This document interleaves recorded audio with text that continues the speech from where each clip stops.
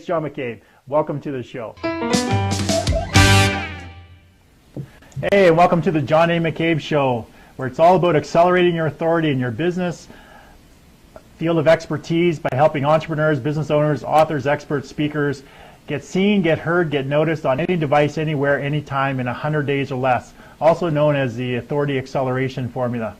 Now, my guest today is someone that I had the pleasure of meeting last year when I was in LA. I went down there to see my girlfriend at the time, and I used Airbnb, and I ended up staying at his place for a week.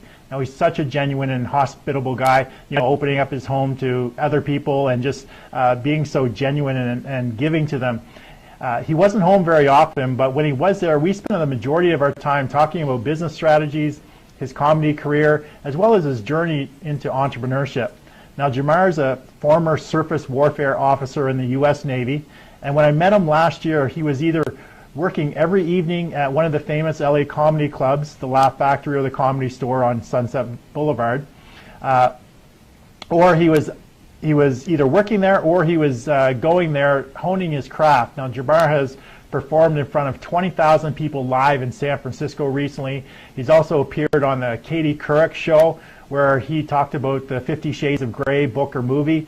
As well as being a trained actor, he's attended several of the stereotypical auditions in Hollywood and has appeared on several different commercials.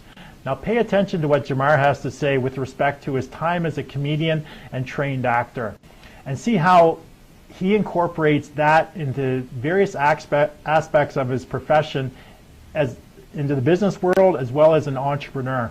Breaking the ice, building relationships, and using comedy at the appropriate times is so key when you're trying to get people to like you, to know you, and to trust you. Because let's face it, people do business with people and people that they like and trust, not do business with a particular brand.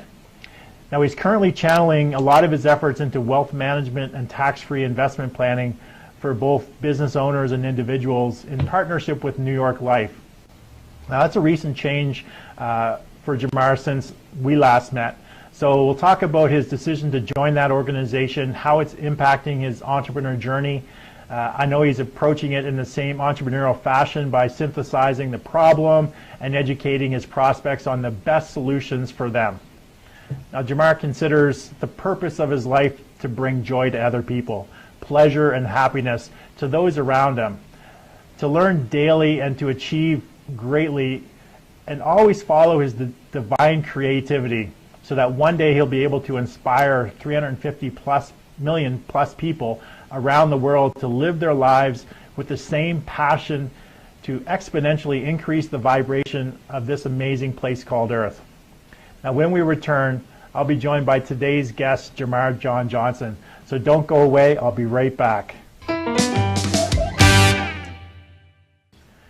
And we're back. So my guest today is Jamarr John Johnson, who considers himself an entrepreneur, a veteran, and a lover, which will be great for all you ladies watching the show today. He's also the host of a podcast show called Verbal Brainstorm and runs his own comedy business where he performs to corporations, colleges, clubs, at fundraisers, and MCs events as well. Now, he also teaches to groups and one-on-one stand-up lessons to sales and marketing individuals to enable them to connect with their ideal target market in a much better way, which enhances their sales and their marketing ability, obviously generating more revenue for them. So please give it up with likes, loves, shares. I want to see a flurry of thumbs ups and hearts going across the screen for my dear friend and my good friend and my guest today, Jamarr John Johnson. Hey, Jamarr, how's it going? Hey, I'm doing fantastic. How about you? I'm doing excellent, thanks. How's things down in LA? Nice and sunny today? It's beautiful, blue skies. Can't complain. Yeah, you better not complain, because it's when I was down there, every time I go down there, it's beautiful, it's gorgeous. I don't think I've been down there when it rained. It's always nice and sunny, so it's just definitely a great place to be. As I was telling the audience that I get to spend a week at your place, so thanks for that. Thanks for inviting me into your home. You're very welcome. And it's such a great place to be. So first thing I want to do why don't we talk about your origin story? Give me like in a few minutes sort of the story of Jamarr John Johnson and how you got to the point you are today. So, I mean, out of high school, you went into the Navy. So just tell me about your journey to get to where you are today. Absolutely. So I'm on the clock. I've got my stopwatch here going. I'm from New York City, born and raised. I was born in the Bronx, and then I moved to Manhattan, Upper East Side, from the ages of 12 to 18. So those are really the most formative years. Those are the years where I really got to explore. Always been an artist. You know, I used to draw. I learned how to make Jim Henson-style puppets in junior high school. And then when I was 18, I had the opportunity to do some public speaking for an organization called Facing History and Ourselves. And I had the opportunity to speak in front of 2,000 people at the Waldorf Astoria Hotel to fundraise at 18 years old on my 18th birthday. Nice. Double breasted suit. You guys can go to my Instagram at Jamarr J and see the image of that. Then I captured that image, Young Barack.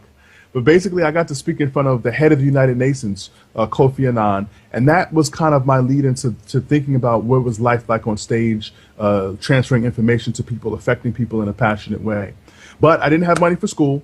So I decided that I would leave New York City, I would join the military, and I would earn my way to be able to attend college. Nice. Luckily, I basically received a scholarship from the military, academic scholarship. So I only spent a year and a half in the Marine Corps, and then I was able to go to college as a reservist, where I spent 4.5 years at Auburn University in beautiful Alabama.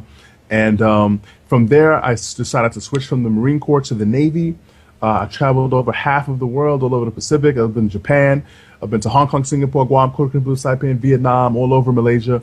And basically, it was that first year in the Navy that I discovered live stand-up comedy, and I always felt like I had been a comedian.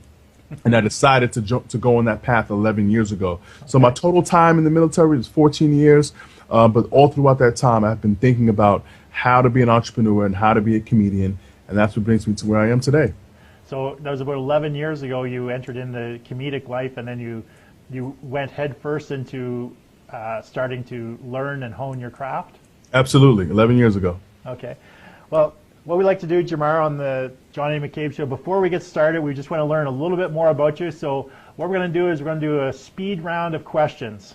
I'm going to ask you a series of 10 questions. I just want you to think of whatever, couple words or phrase comes to mind. It's just like when you're in school and the teacher gives you a pop quiz. You never studied for it. You don't know what's going to be on it. You don't even know what it's going to be about. So what I'm going to do is rhyme through a series of questions. So we're going to get to learn a little bit more about Jamarr. Okay. Okay. So you all ready? Let's go. Okay. So name the book that inspired your life the most. Well, I'll be honest with you. I just sent out a tweet maybe an hour ago. This year, I read the book that I call the book of the year. It's called The Go-Giver. And it really switched my paradigm around how I think about sales and marketing and impacting people. So that right now, I would say, is the biggest book so far. Okay. When you were a young boy, who was your celebrity crush? You know what? I didn't have a lot of celebrity crushes, but if I had to choose one, because of her ability to write songs and really, transfer power and energy through her words, I would say Jill Scott. She's a little bit older than me, but as a young guy, I really had a crush on her. Excellent. So what is the book, podcast, or show that you're into right now? I read a book every day called The Artist's Way Every Day, a daily reader, just for little bits of inspiration, just to remind me that there's a really direct tie-in between entrepreneurship and artistry. Okay, so who's the most famous person that you've ever performed for? The most famous person that I ever performed for? Well, I think whenever there's a big comedian in the room, you try to do your best. So I was able to make Dave Chappelle laugh his heart out. And there's a guy that is so famous he could afford to walk away from a $50 million deal. So I'll say Dave Chappelle. Okay. What's your favorite movie of all time? I would have to say unequivocally The Matrix. Okay. Are you currently either being coached by anybody or in a mastermind with anybody? Yes, I do currently have a few mentors. I would say 2 to be exact. And then I am a part of a couple of masterminds. Okay. So name a person, either dead or alive, who you would most like to meet and have dinner with. The person I'd like the most, you know what? I would have to say Kanye West right now. Okay, excellent. The best business advice you've ever received. The best business advice that I ever received was that it's not about you, it's about the value that you can bring for the person you're there to serve. Married or single? Very single. Very. Emphasis on the very. Okay, this next one's a two-parter. It's the last question. Beer or wine, pizza or wings? Wine and pizza. There's a night, ladies, for the very single Jamarr John Johnson. There we go. Some great answers. Jamarr, you have a podcast called Verbal Brainstorm. Now, I was on your website this morning getting ready for the show, and I came across a clip of a very famous funny man, Dave Chappelle, entertaining an audience at your expense. So can you tell us sort of what led up to him actually calling you out in the show and using you as sort of the go-to guy for his comedy act? Absolutely. So what I would say first is I'll have to correct you. He wasn't making the audience laugh at my expense. It was at my gain. At your gain, okay. Because that moment really solidified for me my ability to make someone laugh with my ability to write. Okay. What happened was I had went up to San Francisco. I was in Monterey, California at the time. I went up to San Francisco to meet a girl that I met online for a date. And when I went to pick her up, because I'm a gentleman, I parked the car and I get out the car, I go to open up the door and let her in. And we see a line of people standing in the rain to get into some event. So I asked her, I said, hey, what's that line over there all about? She goes, oh, Dave Chappelle's in town. And this is after he just got back from disappearing in Africa. Right. So me being a comedian already, wanting to see greatness while it's still alive, like I didn't know if he would still be alive, if, you know, what was happening with his life. I convinced her to go with me. Now, here's the thing. She had already seen him perform before. So rather than me spend, I guess this is our second date, spend our second date together talking, get to know each other, I was able to convince her and sell her on the idea of seeing him again. And how did I do that? I just offered to pay for her ticket. 55 bucks, the best $110, 55 bucks a piece, the best $110 I've ever spent, because it was an 8-hour masterclass as he performed for 8 straight hours.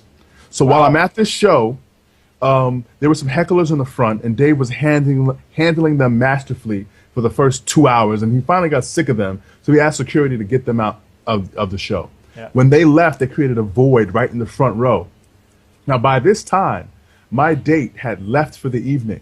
She decided she'd seen him before. She didn't want to sit through another 6 hours. She had to work in the morning, so we hugged goodbye, and I said, I'll see you later. Get home safe. You know, walk across the street. I'm here. So I met a new person. And because of the concept of always growing your funnel in business and always networking, before the show, I was able to network with a few people sitting around me, so they knew I was a comedian as well. And some of them had the bright idea that maybe I should introduce myself to Dave during the show, which is a dumb idea. But I took a little bit of what they said. It was a dumb idea in part. What I did was I moved up to the front row with a random girl that I had met. And instead of introducing myself, I decided to put my business card on the stage over in his right-hand side over in the corner. Yeah. And because he was on stage for so long, 4 hours into the show, he finds this business card. He picks it up. He reads it out loud, and the rest is history. You guys should check it out on my website, IamJamarr.com. It's a hilarious couple of minutes, but that solidified it for me that if I could make a famous comedian genuinely laugh, then I have a right to be in this business. Excellent, excellent. So can you tell me a little bit about your podcast and the reason why you started it and what you hope to gain from it from an authority perspective? Yeah, so I would say from an authority perspective, it's about letting people get to know you a little bit deeper in an unscripted manner. The podcast for me is about taking whether it be business ideas or whether it be social ideas and workshopping them and brainstorming solutions, sometimes logical, possible, plausible solutions, sometimes really funny, hilarious, ridiculous solutions. But what I found is that podcasting is like cross-training for stand-up comedians. So if you're only getting 10 minutes a night on stage and it's going to take you 10,000 hours to become a master, how long will it take you to become a master? It will take you an entire lifetime, 100 years maybe. But if you can implement some podcasting, have tons of conversations with interesting people, and really start to develop and hone what your opinions are about things in life. That's very crucial for being, a presenter, a public speaker, an entertainer. So the reason why I created the podcast was just to allow myself to get more repetition then, to meet people, to have a reason to speak with them. And I like the concept of finding people in interesting areas of life that you're interested in learning about, interviewing them, helping them get exposure while at the same time you getting to work on your chops. Yeah, that's very important key. A couple different things that you touched on is very important. One, in order to become an expert authority, a lot of times people don't see the backstory. They don't see all the work that goes into the overnight success. So honing your craft, putting in the time, doing that 10,000 hours, just like you said, if you're only on stage once a week, or a lot of comedians aren't even on stage for once a week, they will never get to that expert level of 10,000 hours. So what is it you're going to do? How are you going to practice? And using a podcast is a great way to hone your skills, to work on your craft, and at the same time to entertain, to educate people, and to build your following, to be able to find sort of your true authentic self, that people actually are going to like you, they're going to know about you, sort of what you stand for, and then potentially do business with you in the future. And the podcast is a great strategy right now for accelerating any authority, because it positions you as sort of an expert, and by aligning yourself with people of influence, by interviewing people of influence, you're basically boring off their influence in a lot of different ways. So Jamarr, can you let us know how being a trained comedian and a trained actor has helped you in your entrepreneur journey, and what advantages has it given you that others may not have? No, absolutely. So one of the things that people have to understand is there is a science to acting, and there's a science to comedy.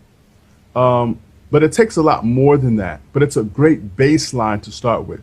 So if you just look at the baseline of, okay, what it takes to understand, memorize your lines, have your pitch locked down. So when you meet someone, you're not nervous about the content that you're going to give to them. Right. That's very critical. I've done many sales presentations. I've done real estate. I've done inside sales for tech companies. And what I can tell you as the helicopter goes overhead is that it's about being aware. So my ability to be aware, whether I'm having a scene with a partner or whether I'm performing on stage in front of a couple of hundred people, being aware of the energy and the moods of the people allows me to really change and convey my messages differently. So I think what people need to understand is, as a business professional, is that you don't just hammer down your message down people's throats. You connect with them. Yes. And there's a saying in comedy that you only need material when you fail to connect with the audience. So material is just something that you use to lean on, that's a go-to, that's tried, true, and true. Same thing in sales. You'll have your scripts, but your most important factor is connection. So if you can connect with people, they're going to know you, they're going to like you, they're going to trust you, then they're going to be more receptive to the information, product, and or service that you're trying. Yeah, so there's a point in time. There's a point in time in a lot of people's sales process where, at the very beginning, they're nervous. They actually do okay at sales because they haven't sort of become very polished. But once they become polished, they're less effective, because then it's more just about what they're saying or the presentation, and less about connecting. At the beginning, they're connecting more because they're not very polished. Absolutely. Then they get really polished and they aren't connecting.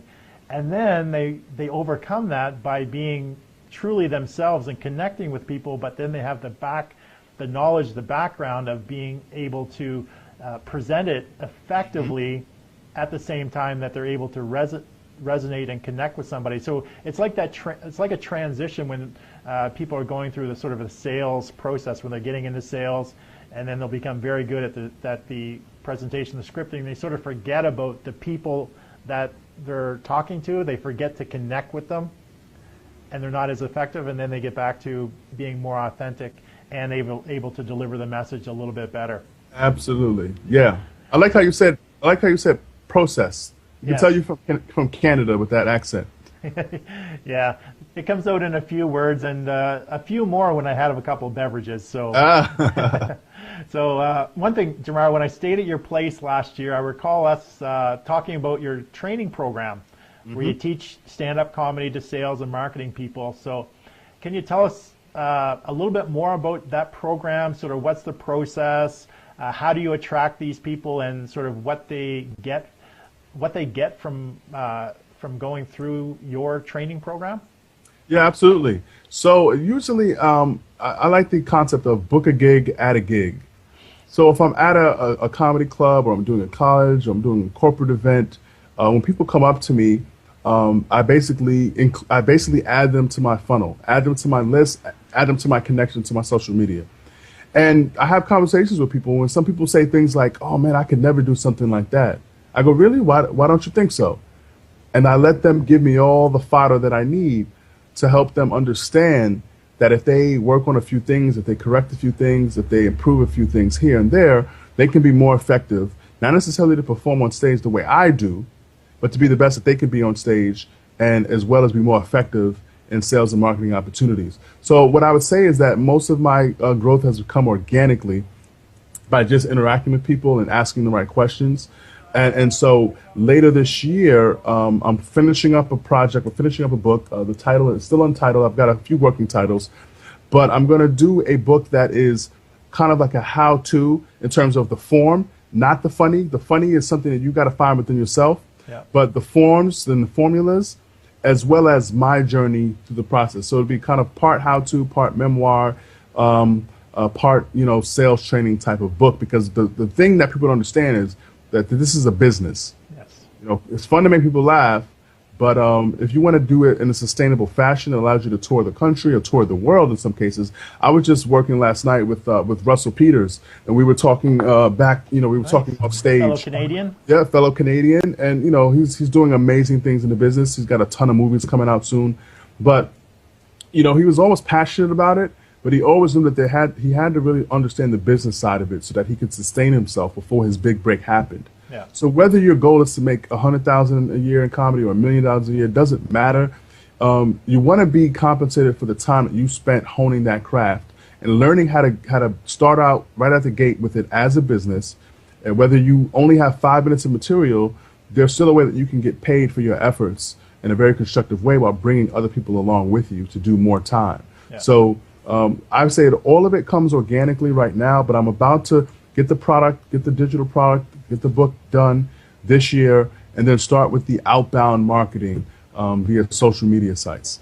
Yeah, I was just going to ask you about that because I remember our conversation back then and me giving you a little bit of coaching advice when we talked about sort of what it is you do. It's like, the natural thing is to put together sort of a digital product of, instead of doing the one-on-one and the groups getting them, creating a digital product so you can basically impact more people's lives and then grow it from there, from selling the digital product. Then you do a larger events, and then from the larger events you naturally book the one-on-one training, which is a higher level, or you do mastermind sessions, which is that sort of natural progression. Mm-hmm. And I was going to ask you sort of where you are with that, mapping out that training program that we sort of talked about back then, when you thought it may be done, as well as the book. So it sounds like you're going to have a lot of that done this year. Yep. And definitely, if you need any assistance, shameless plug, 2-time #1 best-selling author, I can definitely help you with strategies on how to make that happen, and putting digital products together as well as the marketing. I mean, you already have coaches, but if there's anything I can do to help you out, definitely reach out to me. So what I'm going to do right now, Jamarr, is there's a few questions I just want to touch on from the people in the audience. And Laura wants to know, how do you bring bring that sort of connection across when you're doing a video and the only connection is the camera lens? So how do you sort of build that relationship, or how do you make that happen? Because you're a trained actor and you actually need to sort of have that relationship with the camera versus when there's an actual person there. Absolutely. So here's what I would say to that. I'm not going to give away all the secrets, but I'll give you one, Laura, because you seem like a nice gal. It's about the power of the mind. You see, I remember when I would be in class, in acting class, with a real well-respected acting coach out of New York named Bruce Ornstein. Shout out to Bruce. And I'd be working on a monologue. And one of the keys that I remember he taught me was to, even though your eyes are open and you seem awake, you want to be in your mind at the place where you're connecting with the scene.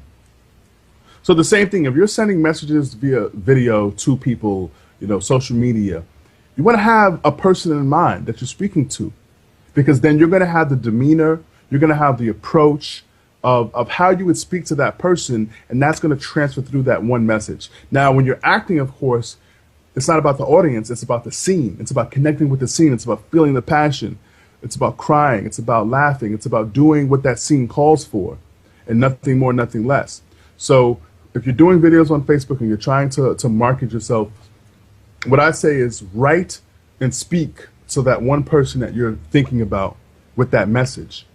And because most of us we're very alike, it's going to resonate with more than just one person. So keep one person in mind when you're delivering your messages. Yeah, that's a very important key piece of advice there, Jamarr. And it's taught to people when they're going through copywriting as well, any type of copywriting training, is you need to build your avatar or your ideal client in such a way that you actually give them a name. You know what gender they are, you know what their age is, you know if they have a family or not, you know what their income level is, you know what they do for fun, where they hang out, what books or magazines they read. And you actually give that, like I said, you give that person a name. So when you're crafting your message, your copywriting messages for all of your marketing material, or your writing, or even doing the videos, you're actually, when you're looking at the camera, you're picturing that person. You're picturing their pains, their struggles, their frustrations, their ambitions, and you're talking specifically to them. So you got to think of that camera is that person, and you really got to get into the mindset of connecting with that one. Because when you try to talk to everybody, your message is not heard by anybody. When you talk to that one person that you have identified as your ideal target market, then your message is going to resonate with all the people who are just like that. And they're the people that you actually want to do business with, that are going to connect with you on that level. And when they watch your video, they're going to think, wow, that person, she's talking directly to me. That message was meant for me. I can feel it. And that's how you do it, is you need to get clear on your ideal target market or your avatar, give them a name, and even if you're cut a picture out of a magazine, put it up by the camera so that you're looking at it and you tell your mind that that is the person. You know their struggles or challenges, and you frame your solution around those challenges, and you'll find a huge difference with how you're connecting with the individuals than the way that you're doing it right now. So that was a great piece of advice, Jamarr. Well, thank you. Now, as I was preparing for the show, Jamarr, I went to many of your social platforms, and I noticed that you have a pretty decent following. On Twitter, you have over 8,000 people. Instagram, over 1,800. On Facebook, on one of your pages, over 5,000. I'm not sure. I didn't check the other one, but so I have basically a two-part question for you. The first part is, are you consciously building a following on every single platform, or is it happening organic because of your content? And the second part is, how big of a part is it playing in your business as an entrepreneur? So the first part of your question, consciously, absolutely. On all the platforms. On every single platform that exists that I find interesting. Okay. So there are more than 4 platforms out there. There's maybe 30. There's maybe 50. Yes. But you got to go where the people are, right? You don't go to an empty street corner and wave flyers in the air, right? No one's going to grab one. No one's coming to a show.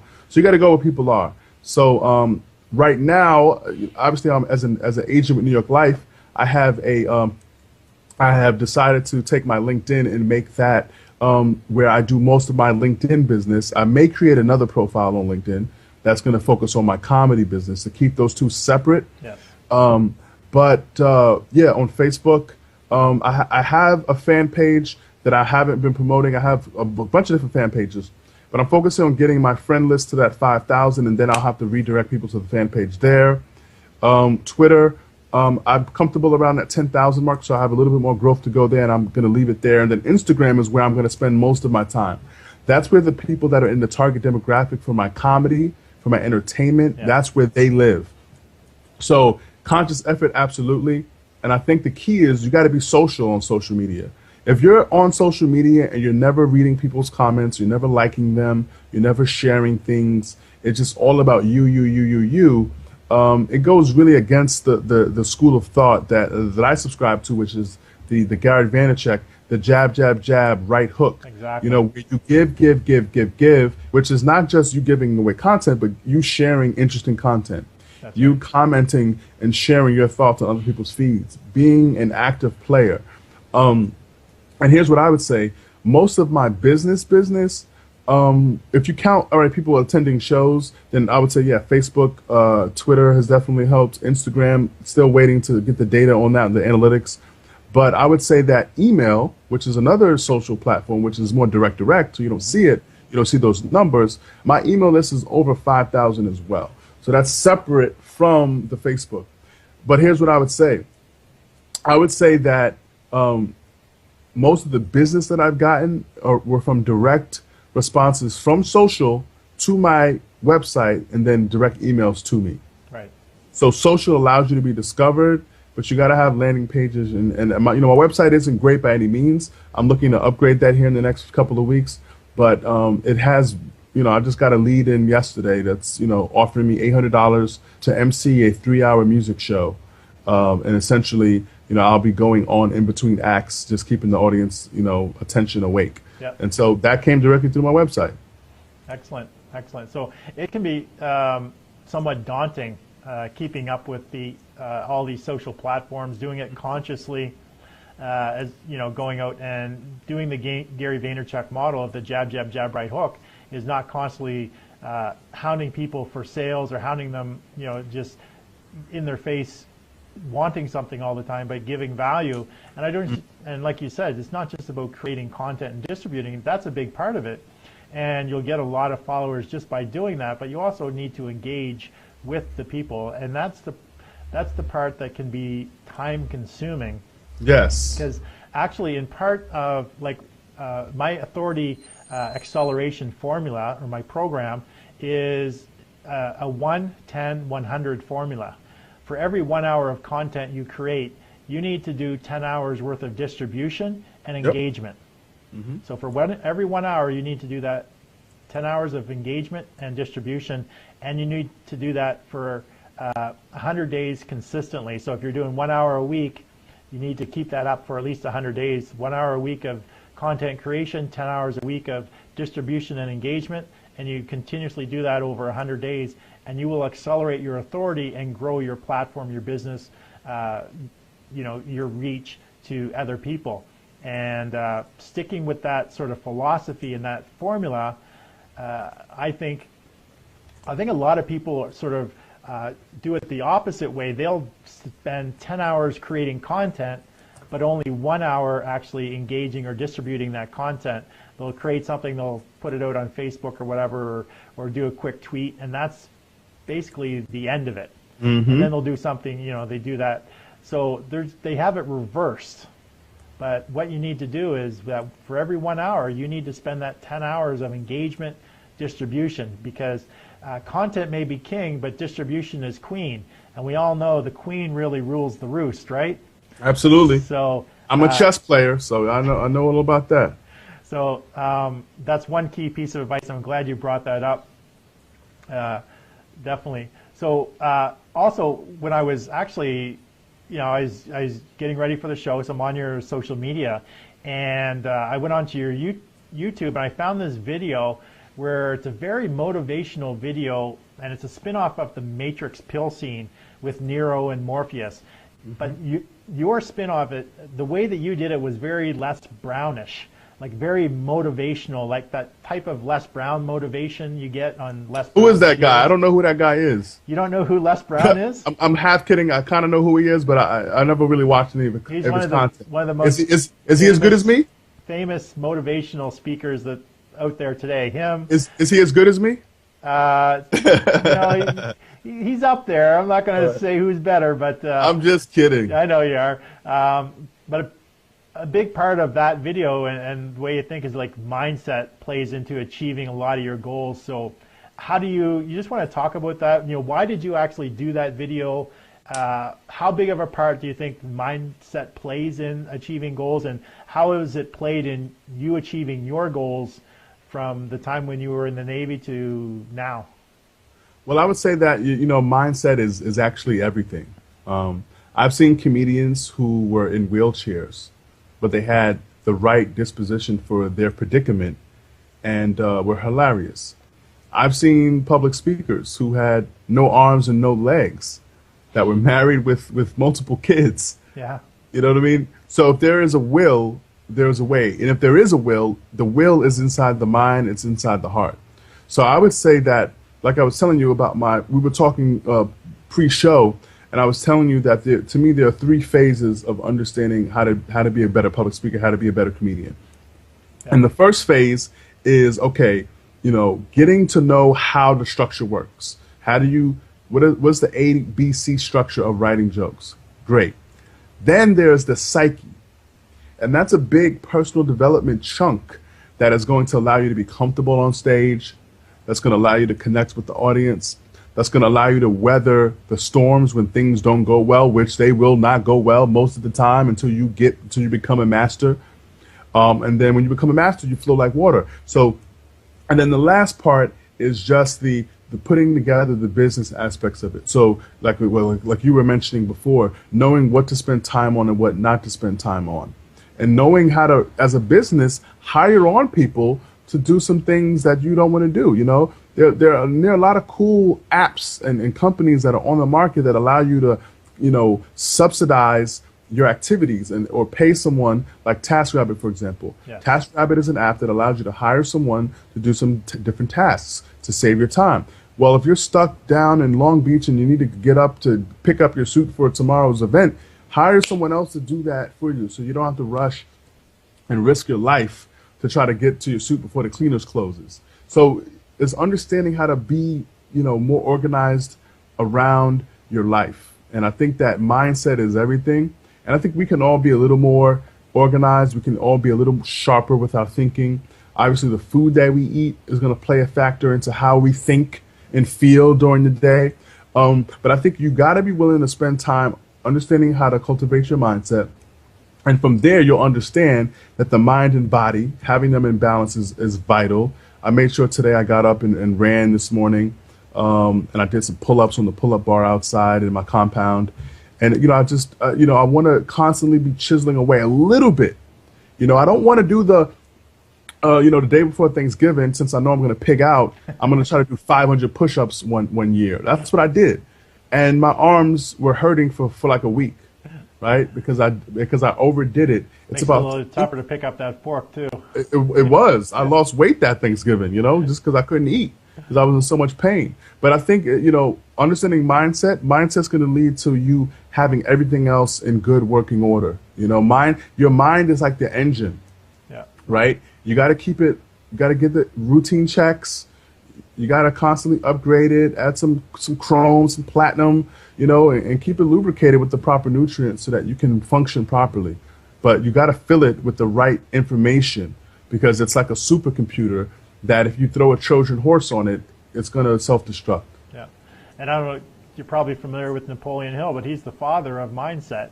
He's the one that, for 20 years, he interviewed the wealthiest and the most successful people in the world at the request of Carnegie. Well, I would say that Dale Carnegie, or maybe even Earl Nightingale, was probably the father of it all. I believe Earl came around the same time or just after Napoleon Hill. But I know that because I've listened to Earl Nightingale stuff as well as Napoleon Hill has the 16 Laws of Success, which took him about 20 years to actually come up with. And mindset is the biggest one. Whatever you believe, you will achieve. Absolutely. As long as you put in the action, which for the fans of The Secret, I think that was a missing component of that whole piece, is that they didn't talk about the action that you actually need to put in place. Because if you have a dream, it's just a dream until you actually add action to it. Then it becomes a goal. Then it's something that you actually achieve. So it's not, to turn a dream into a goal, you need to add some action to that as well. Mm-hmm. So just on a little bit different note, so right now you're also working as a independent agent with New York Life. Yes. And you're into wealth management and tax-free investment strategy. So Yes. Can you tell me a little bit about sort of why, I know you're an independent agent, so you're still somewhat of an entrepreneur. Somewhat? You mean completely? Completely an entrepreneur.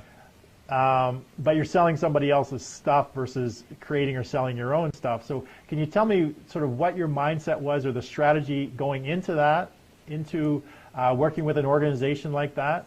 Sure. And how that plays into your bigger picture of Jamarr's sort of life. Gotcha. So, all right. So first thing, Gary Vaynerchuk, his first business was a wine, his father's wine store. Wine library, yeah. Right. And he sold wine. He didn't make all that wine himself, but he sold someone else's stuff. That's true. Didn't mean he wasn't an entrepreneur. Right. So, that's right. It needs to be a very clear distinction, because as a New York Life agent, I am building my own practice, the same way a doctor, right, who doesn't make all the instruments himself and you're not an employee. You're still an entrepreneur. I'm not an employee. Exactly. Still self-employed. Yeah, and so the reason why I did some extensive research over the last year and a half into the industry that I thought would give me the most flexibility with the maximum amount of income. Oh, okay. And so looking at it and looking at what the products and services offer to people is that they offer people aid in a time of need. I don't know about you, but I lost my father young. He was murdered, actually, when I was 11 years old, and he didn't have any life insurance. So think about that impact on his lifetime earnings on my life. Yes. As a young adult growing up in New York City. It was very difficult. So pluses and minuses from that. Some of the pluses were that I had to learn to hustle, and I had to learn to work at an early age. So I was working at the age of 12 under the table, packing groceries at a local supermarket. And so that's when my hustler's journey sort of began. So fast forwarding now, almost 20 years later, the reason why I decided to give it New York Life is because as a partner in my practice, I felt like they were able to offer me some of the best incentives, the best training, the best connections, and the best products and services that I would be able to go out into the marketplace and offer tremendous value to people who were unaware of it. Because the problem that almost every business faces is exposure, right? It's marketing. So they're willing to give a significant portion of what they would make normally to an independent agent, because it offsets the cost that they would have to spend on commercials, right? There's a reason why Aflac is running commercials during the Super Bowl and on Monday Night Football. It's because they need constant awareness, because what they're offering their independent agents isn't enough to get them motivated enough to do what they need to do to get the brand out there. So I have a managing partner who does about $3.5 million a year. He's in his early 60s. He's looking to retire in the next 5 years. And, I'm basically a managing partner in training. So with that being said, comedy is a passion of mine. But I think that every smart entrepreneur, every smart multimillionaire has multiple streams of income. Yes. And so if you can inform yourself, and if you think about the activity that an insurance agent does, an insurance agent has breakfast, lunch, and dinner with potential clients. You get to know people, and you get to find solutions for them. Yes. So if you think about that type of lifestyle, it helps me to also find clients who want to be coached in comedy, or and it makes me available. So when I get an offer to go down and do a music festival in San Diego for $700 for essentially 30 minutes worth of work, I can take that and do that passion, because I have the flexibility in my schedule. So that's the reason why I decided to join forces with an amazing company that has been around for 170 years, has $23 billion in surplus, which means if every single life policy, term, whole life, annuity, if everything were paid out tomorrow, they would still have $23 billion left. And they are a private company that reports like they were a public company because they have nothing to hide and everything to gain by people realizing how strong we are as a team. Excellent. Excellent. Now, when we were off camera, you told me about sort of a 2-year play. One of the reasons why you joined us, you had a 2-year play for sort of don't want to yet reveal that for the public. What's that? So let's keep that 2-year play to ourselves because I don't want to reveal that to the. I just opened a can of whoop. Oh, you didn't open it yet. I caught you before you did. Okay. So what can you? What I can tell you is that let's look at the model. Let's look at Kevin Hart. You know who Kevin Hart is? I think I know Kevin who Hart Kevin Hart is the biggest little comedian that has ever lived right now, financially. He owns everything from his production company to his multimedia, social media company and marketing company, to obviously his copyrighted material as a comedian. Right. So the way he was able to do that, and I was able to get some inside baseball on that and see how he began to build, is through funding things himself. So you can partner up or try to go be an employee on a project, or you can own the project and hire other people to partner up with you. The person who has ownership has the rights to the royalties, has the rights to the residuals. So I'm using my insurance practice to help me fund my other endeavors, one of which will be real estate, acquiring real estate on many different levels. Excellent, excellent. That's a good play. Yes. Yeah, there's a lot of, that's very entrepreneurial, and a lot of the wealthiest people in the world, as you know, all have real estate in their portfolios. Absolutely. And a large amount of real estate, but definitely having the control over your own destiny, having the ability to actually make the residuals, to make the royalties is definitely key.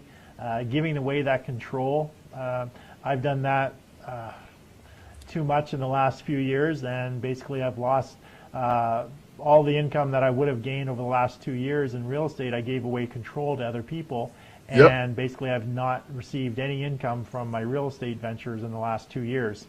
And so, giving away that control, it was a hard lesson for me to learn.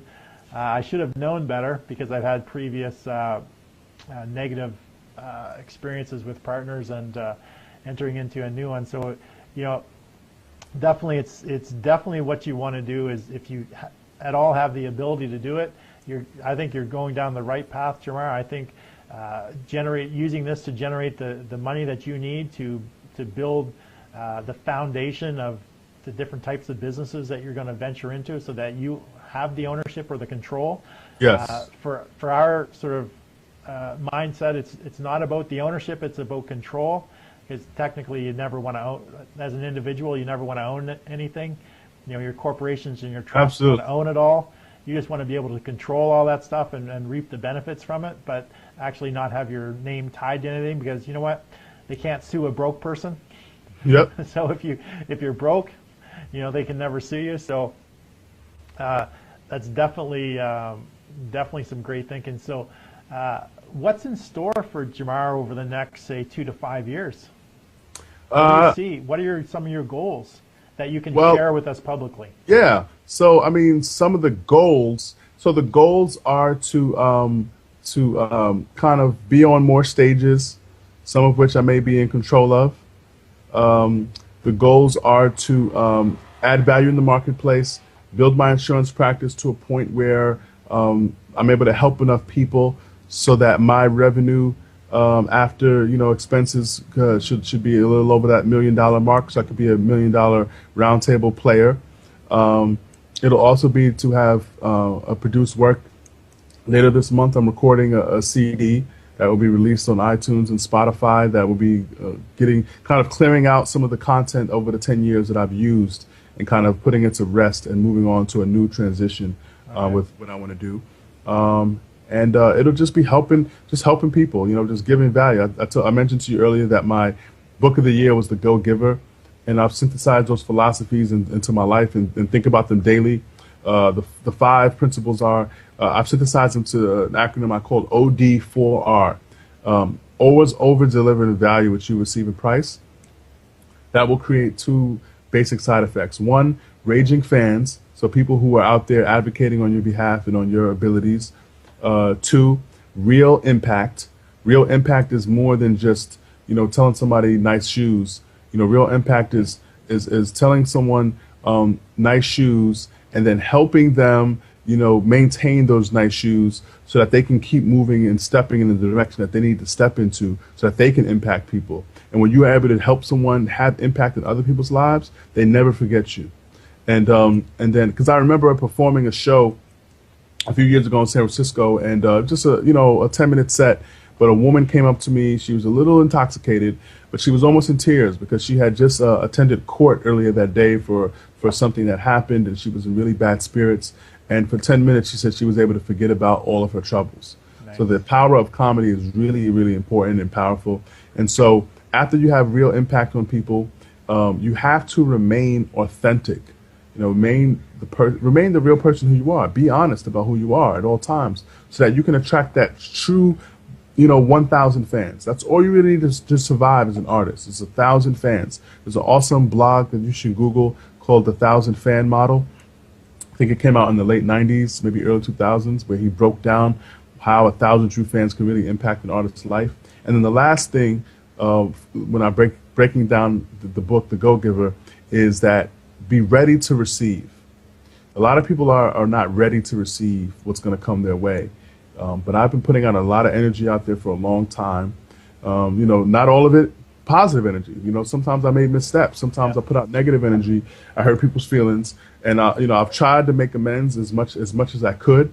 But overall, be ready to receive the energy that you put out is going to come back to you many, many times greater, because those are the laws of the universe. That's right. So expect big things, expect exciting things, expect really big impact, and a lot of fun along the way. That's the most important thing to me. Having fun. I love to learn. I love to laugh, and I love to love. Yeah, excellent. Well, Jamarr, we're going to thank you very much for being on the show. So everyone show Jamarr some love by hitting the like button, the love button, and definitely be sure to share this video with your friends so they can watch it later. Any associates, maybe share it on your business page. Again, Jamarr, it's been such a pleasure having you on the show, and I definitely look forward to catching up with you again next time I hit down to LA. Oh, are you still doing the Airbnb just for my future reference? What? I do it every once in a while when I'm actually going to be out of town. I don't do the arrangement that we had before, just because I'm just I've got so much work to do at home. I get to work from home now. Yeah. I have an office as well, but I like to do both. So it just depends on the right situation. Sometimes people reach out to me, and their offer is so sweet I can't refuse it. But it's been a good experience. Definitely. So what I'll do is after the show is over, I'll put all of Jamarr's contact information and the links that we talked about below. And so definitely head over, connect with Jamarr, follow him on social media. All the links will be below after the end of the show. But Jamarr, thank you very much for being on the show. And everyone just stick with me. I'm just going to do a quick transition, and I'll be right back.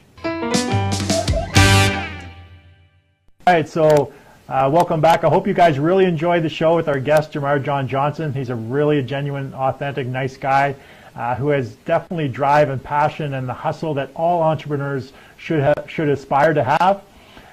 He'll definitely achieve whatever goals he has set out for himself. I truly believe that. I look forward to not only following Jamarr in his journey, but hopefully just being one helpful piece in the Jamarr Johnson story of success if I can. If he reaches out to me, I'm definitely going to be there to help him along his way. Just being the best isn't enough in today's world if no one really knows who you are. If you want to gain exposure for your business, your brand, your product or service, then you need to employ some authority acceleration strategies that will really help you get to where you want to be and attract an abundance of paying customers.